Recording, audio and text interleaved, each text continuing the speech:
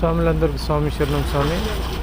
ఈరోజు మహాపాదయాత్రలో భాగంగా పాదయాత్ర కాలినడక మధ్య మార్గంలో అంటే 10 నుంచి 12 కిలోమీటర్ల తర్వాత ఇక్కడ అంబలి కేంద్రం ఉంచడం జరిగినది. స్వాములకు కాళ్ళు చేతులు కడుక్కోవడానికి నీళ్లు, తాగటానికి నీళ్లు, మరి అదేవిధంగా అంబలి ఇక్కడ ఉంచడం జరిగింది. మీరు చూడొచ్చు, పెద్ద ఎత్తున స్వాములు మా దగ్గరకు వచ్చి అంబలిని తీసుకొని కొద్దిసేపు రెస్ట్ తీసుకొని అంబలిని తాగి దీని తర్వాత మళ్ళీ ఇంకా పాదయాత్ర కొనసాగిస్తారు స్వామి. మీరు చూడవచ్చు, చాలామంది స్వాములు ఇక్కడ వచ్చి అంబలిని స్వీకరిస్తున్నారు. ప్రతిరోజు మేము చేసే సేవ ఇదే స్వామి. మేము పాదయాత్రలో చేసుకునే సేవ మీరు చూడవచ్చు. అందరి స్వాములు